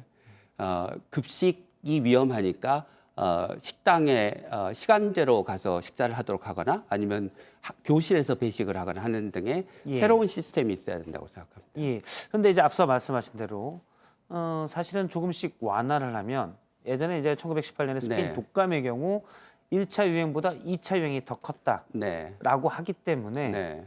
그러면 이게 종식될 때까지 네. 백신이 나올 때까지 네. 1년 이상 그럼 억제 정책을 펴야 되는 건지 네. 사실 이게 좀 애매한 거잖아요. 네. 그렇다고 해서 지금 면역이 광범위하게 없는 상황에서 이걸 폈을 때 더 위험하다고 하니까요. 네. 그러니까 개학을 하면 명백한 사실은 감염자 수, 확진자 수는 늘어날 겁니다. 예. 근데 우리가 개학을 하는 것과 확진자 수를 어느 정도 범위에서 통제할 수 있느냐의 두 가지를 놓고 사회적인 판단이 필요한 거죠. 예. 예를 들면 개학을 했더니 확진자 수가 100명대가 아니고 200명대로 늘어났다. 그런데 200명대로 늘어난다고 하더라도 우리 지금 시스템으로는 충분히 통제할 수 있는 범위 내에 들어갔으니 예.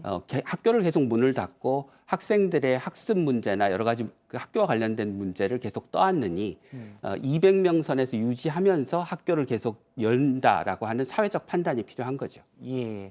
교수님은 그게 몇 명 정도까지 우리 의료 시스템이 네. 할 수 있다고 보십니까? 그건 이제 지역적으로 좀 다를 거라고 생각하는데요. 그러니까 우리가 대구 지역에서 한 5천 명이 환자가 발생했을 때 뭐 대기 환자가 2천 명이 넘게 나고 집에서 대기하다가 사망하시는 사례가 발생했는데 아마 그 규모 이하나 그런 정도의 규모가 우리가 감당할 수 있는 수준일 거라고 생각하고요. 예. 사실은 절대적인 환자 발생의 숫자보다 더 중요한 거는 우리가 얼마나 준비가 되어 있느냐의 문제입니다. 그러니까 준비가 되어 있으면 5천 명이 아니라 사실은 10,000명, 2만 명의 환자가 발생하더라도 저희는 감당할 수 있는 상태인데 제대로 준비가 되어 있지 않으면 5천 명이 아니라 1,000명이 발생해도 혼란이 발생할 수밖에 없는 거죠. 문제는 얼마나 준비가 되어 있느냐입니다. 그러면 예를 들어서 예를 들어 병상도 충분히 대비가 네. 돼 있어야 되고요. 네. 뭐 에크모랄지 인공호흡기랄 이런 장비, 그렇죠. 의료진들 네. 충분히 다 대비가 있으면 네네. 우리가 이제 어느 정도 물론 예전처럼 일상으로 돌아가기는 쉽지 않겠네요. 그래도 네, 어느 정도 그렇습니다. 거리두기는 계속 유지하면서 일상으로 네. 돌아가자는 말씀이시죠? 예. 그러니까 새로운 시스템을 사회 전반에서 만들어야 된다고 생각합니다. 예. 학교는 학교대로, 병원은 병원대로, 식당은 식당대로 기존과는 다른 그러니까 정상으로 과거로 돌아가면서도 감염의 위험을 최대한 낮출 수 있는 방법이 무엇인지를 각 부문에서 찾아야 되는 거죠. 예. 그거를 각 부문에서 찾아서 실행할 수 있도록 정부가 지원해주고 구체적인 지침을 마련해줘야 되는 거고요. 알겠습니다.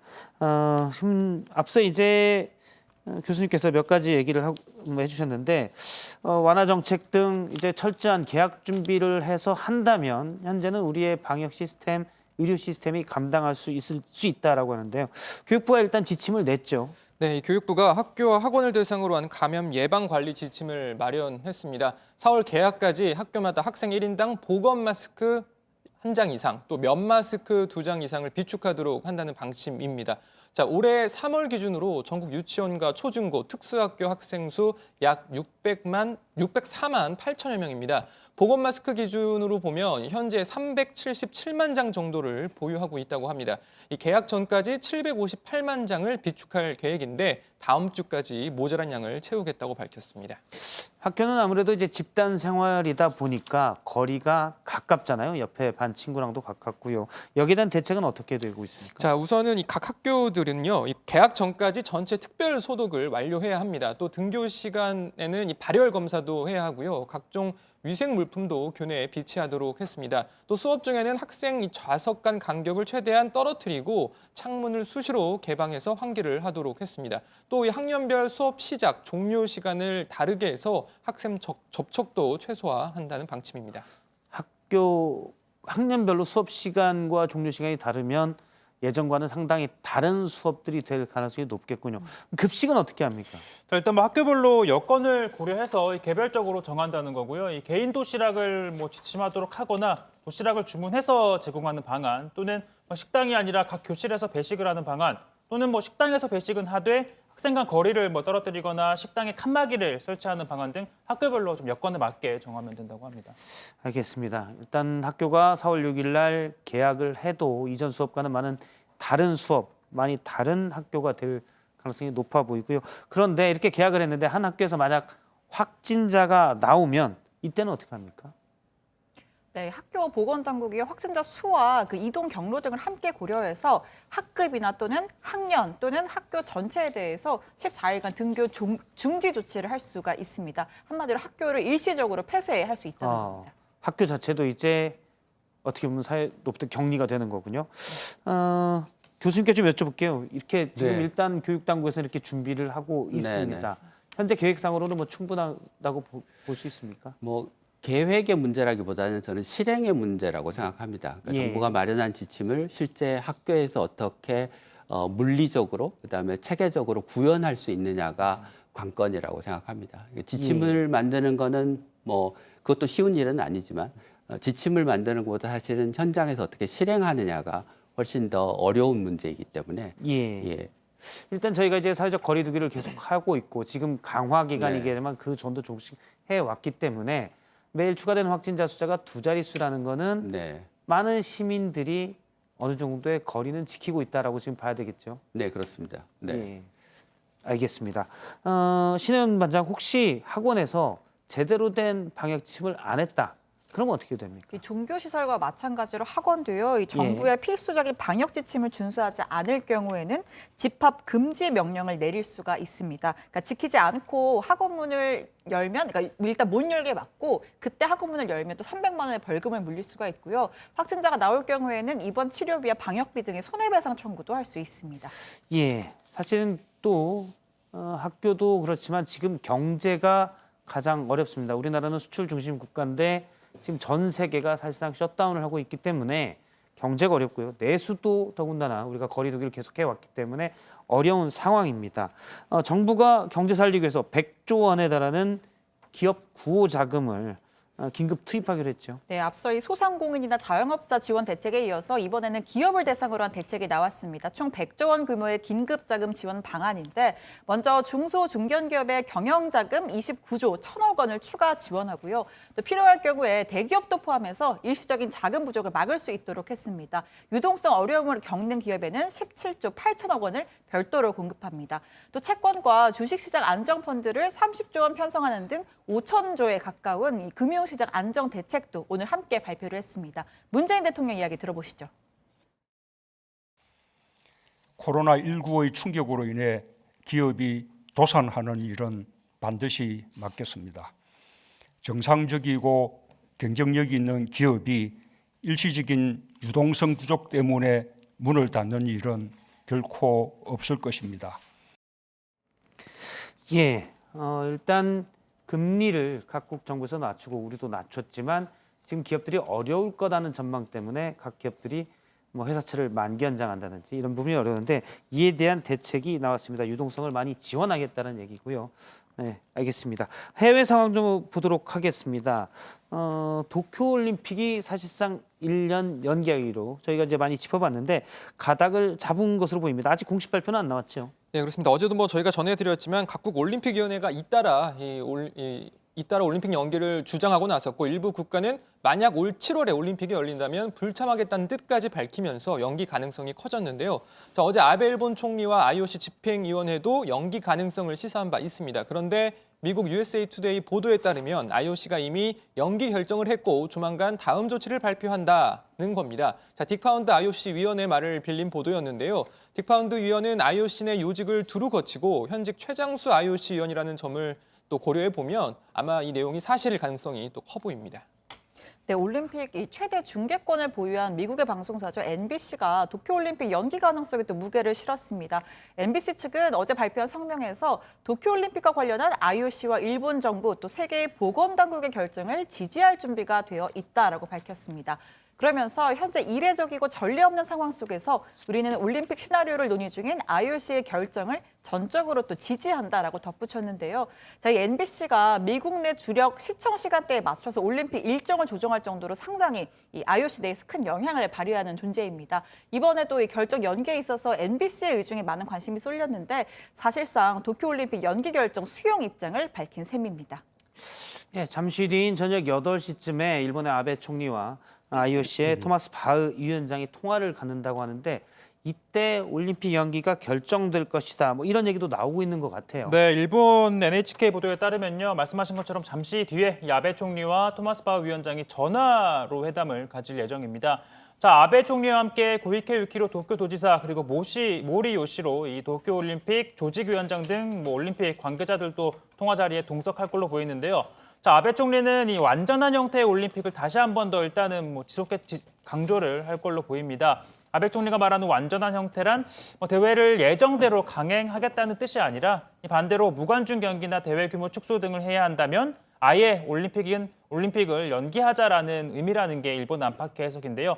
자, 아베 총리는 IOC 측에 도쿄올림픽 일정을 가능한 빨리 결정해달라는 요청을 할 걸로 보입니다. 예, 지금 뭐 우리나라는 안정세로 가고 있다. 현재 추세로는 그렇게 보지만 해외 각국의 확진자가 더 늘어나고 있기 때문에요. 교수님 보시기에는 어떻습니까? 지금 이 시기에 사실 올림픽에 대해서는 어렵다고 봅니다. 예. 어렵다. 이제 예. 넉 달 정도 남았는데 네. 뭐 예선도 해야 되고요. 네. 또 종식되기에는 그 정도 시간은 절대 안 예. 된다고 보시는군요. 네. 어려울 거라고 생각합니다. 그러면 지금 현재 분위기로는 내년 7월에 1년 연기해서 내년 7월 개최할 것이다 이렇게 보고 있는데 네. 그때는 가능해야 되겠지요, 사실. 두 가지 조건이 성립하면 가능할 거라고 생각합니다. 그러니까 백신이 나오거나 아니면 감염자 수가 굉장히 많이 늘어나서 집단 면역이 생겨서 더 이상 감염이 확산되지 않는 조건이 되면 가능할 거라고 생각합니다. 알겠습니다. 사실 올림픽이 열린다는 것은 코로나19가 어느 정도 상당 부분 종식됐다는 걸 의미하기 네. 때문에 예. 사실은 알겠습니다. 그러면 다음은 미국과 유럽 상황에 대해서 좀 알아보도록 하겠습니다.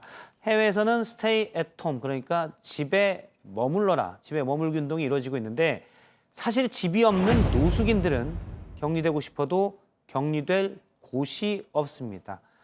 각 주민들에게 집에 있으라고 하면서 방역을 하고 있지만 이 집이 없는 노숙인들이 방역에 허점으로 작용을 하고 있는데요. 고석승 기자가 정리해봤습니다. 자, 우선 세계 각국 코로나19 현황부터 잠깐 짚어보겠습니다. 이탈리아가 6만 3천 명을 넘었고요. 미국이 확진 판정 속도가 눈에 띄게 늘고 있습니다. 현재 누적 환자 4만 6천여 명입니다. 자, 그리고 스페인도 3만 5천여 명, 독일이 2만 9천여 명, 이란과 프랑스가 각각 2만여 명입니다. 미국과 유럽 등에서는 요즘 스테이 앳 홈, 집에 머물기 운동이 이어지고 있습니다. 어제도 잠깐 전해드렸는데요. 각국 의료진들은 집에 머물러 달라고 당부하는 문구를 써서 사진과 영상을 찍어 인터넷에 또 올리고요. 자, 운동선수들은 공 대신 두루마리 휴지 등을 이용해서 집에서 운동을 하는 영상을 올리고 있습니다. 자, NBA 농구 스타 웨이드의 모습도 보이고요. 축구 스타 리오넬 메시도 축구공 대신 휴지로 화려한 발재간을 선보입니다. 자, 이렇게 해서라도 사회적 거리 두기와 집에 머물기 운동이 잘 되면 좋겠습니다. 자, 그런데 문제가 하나 있습니다. 바로 홈리스, 그러니까 머물 집이 없는 노숙인들입니다. 세계 각국이 비슷한 상황인데요. 당장 이 구호단체 지원이 끊기면서 먹을 것도 구하기 어려운 데다 머물 집도 없는 상황인 경우가 태반입니다. E ovviamente tutte le attività sono commerciali, sono chiuse e quindi è una difficoltà anche per loro. Anche le altre associazioni di Roma stanno cercando di arrivare il più possibile a queste persone che si trovano in strada e non hanno una casa dove poter stare in questo momento di difficoltà. 자, 통행금지 또는 자택 대피령이 내려진 도시마다 비슷한 상황이 반복되고 있습니다. 순찰 중인 경찰이 집으로 돌아갈 것을 요구하지만 이들은 갈 곳이 없는 거죠. 자, 프랑스 파리에서 구호단체의 이 배식을 기다리던 한 노숙인의 말입니다. Vous pouvez pas aller vous abriter dans les bibliothèques, vous pouvez aller nulle part, c'est que la rue. Et après quand vous passez devant la police, bonjour, vous allez où? Bah, je vais chez moi, où ça? Dans la rue, voilà.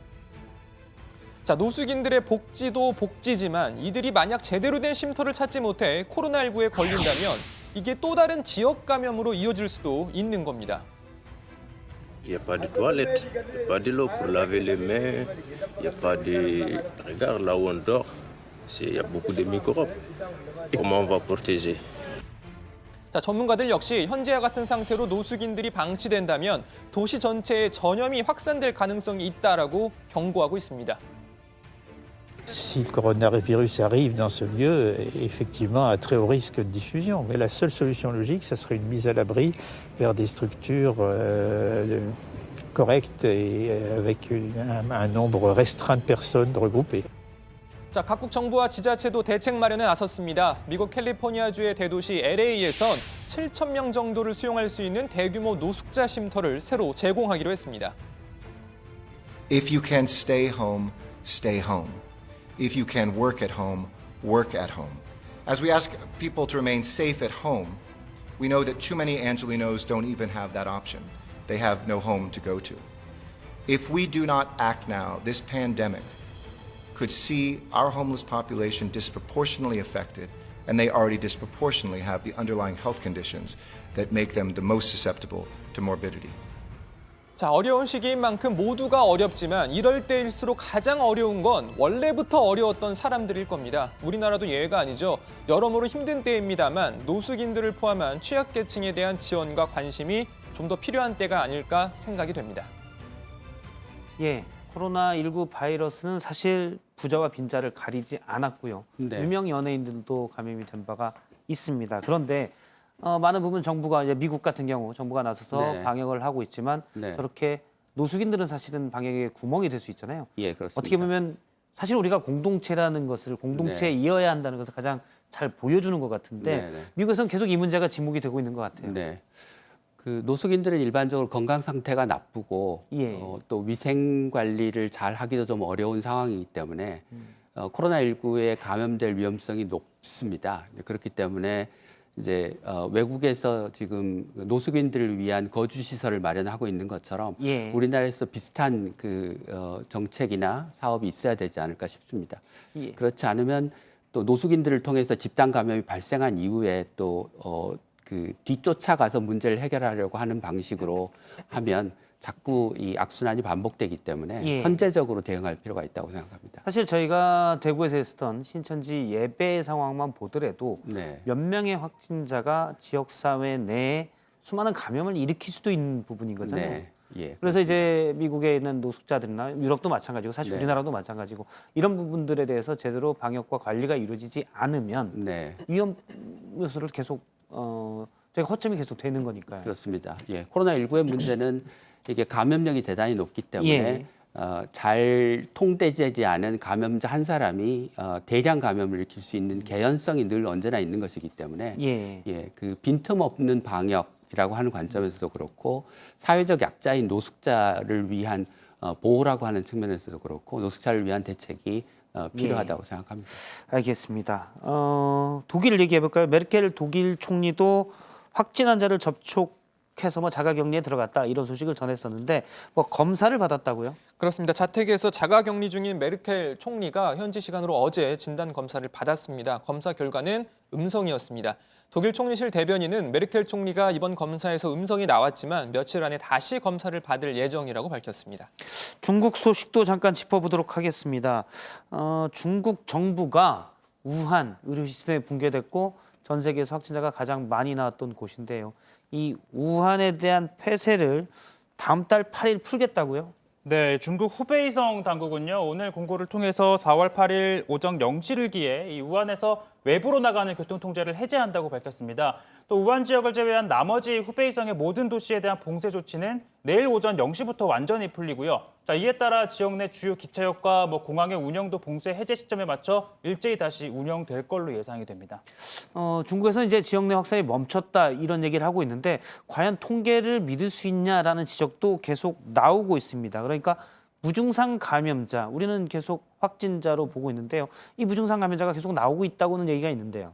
네, 그렇습니다. 이 무증상 감염자를 통계에서 누락시키고 있다는 의혹이 계속해서 제기가 됐는데요. 예. 자, 이에 대해서 중국 우한 보건당국이 입장을 내놨습니다. 우한시의 위생건강위원회는 현재까지 나온 연구 자료에 따르면 코로나19 바이러스는 주로 이미 증상이 있는 환자로부터 전염이 된다면서 무증상 감염자도 전염 가능성이 있지만 주 전염원이 아닐 수 있다라고 주장을 했습니다. 한마디로 무증상 감염자는 그래서 포함시키지 않았다라는 설명인 것이죠. 또 몇 가지 이유를 더 댔는데요. 의심 확진 환자는 임상적인 증상이 있어야 한다면서 무증상 감염자는 그렇지 않기 때문에 14일간 집중 격리 후에 다시 검사해서 판단해야 한다고 말했습니다. 예, 지금 얘기를 들어보면 교수님, 중국은 네. 무증상 감염자를 확진자에 넣지 않고 있습니다. 그러면서 네. 이제 신규 확진자가 없다라고 얘기하고 있는데 이게 적절한 방식인가요? 적절한 방식은 아니라고 생각합니다. 그렇지만 예. 이제 그 감염 전염성이 있는 무증상 기와 예. 무증상 환자를 좀 구분할 필요가 있는데요. 굉장히 많은 환자가 무증상기를 거쳐서 증상기로 넘어갑니다. 그래서 예. 처음부터 끝까지 무증상인 환자는 사실 그 비중이 크진 않습니다. 그렇기 때문에 무증상자를 빼는 게 적절한 통계는 아니지만 예. 뺀다고 해서 통계에 큰 차이가 날 것 같지는 않습니다. 그런데 저희도 이제 많이 얘기됐던 게 네. 지금 코로나19 바이러스는 다른 예를 들어 폐렴의 세균이나 바이러스와 달리 네. 무증상 감염자들도 전염을 시킬 수 있다는 부분이었잖아요. 네. 그러면 예. 여러 그 외국에서 보고된 사례에 의하면 무증상 환자도 예. 다른 사람에게 감염을 시킨 사례들이 보고가 되고 있습니다. 예. 근데 이제 그 전체 감염의 크기라고 하는 관점에서 보면 무증상 감염자의 숫자 자체가 소수고 또 물론 확정된 연구 결과는 아닙니다만 예. 증상이 있는 사람에 비해서 상대적으로 감염력이 낮을 것이라는 그런 전문가들의 추정이 있어서 예. 그게 무증상기의 감염이나 무증상 확진자가 없는 건 아니지만 전체 감염이라고 하는 측면에서는 그 영향력이 크지 않을 것이다라고 판단하는 게 지금 현재 일반적으로 전문가들의 의견인 것 같습니다. 예. 중국에서는 사실 빨리 일상으로 돌아가는 모습을 보이려고 하기 때문에 네.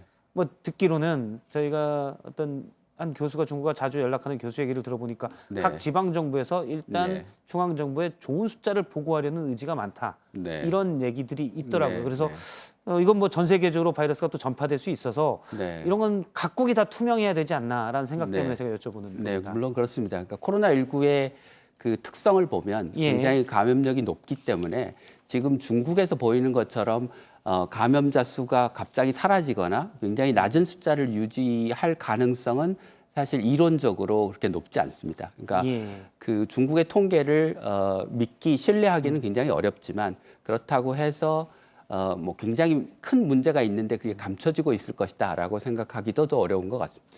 알겠습니다. 교수님 말씀 여기까지 듣기로 하고요. 네. 고맙습니다. 네. 예, 마지막으로 앞서 저희가 와치맨 얘기를 했는데 짧게 정정할 게 있다고요? 경찰이 정정 발표를 그동안 했다고요? 그 갓가스로부터 이 엠번방을 물려받은 운영자가 소위 와치맨으로 알려졌었잖아요. 예. 하지만 경찰은 와치맨이 아니라 켈리라는 닉네임을 가진 인물이라고 밝혔고요. 20대 후반에서 30대 초반으로 알려졌는데 이미 구속이 된 상황이라고 합니다. 예, 역시 적절한 형을 받아야 될 것 같습니다. 예, 오늘 준비한 소식은 여기까지입니다. 내일 다시 찾아뵙겠습니다. 계속해서 뉴스룸이 이어집니다. 고맙습니다.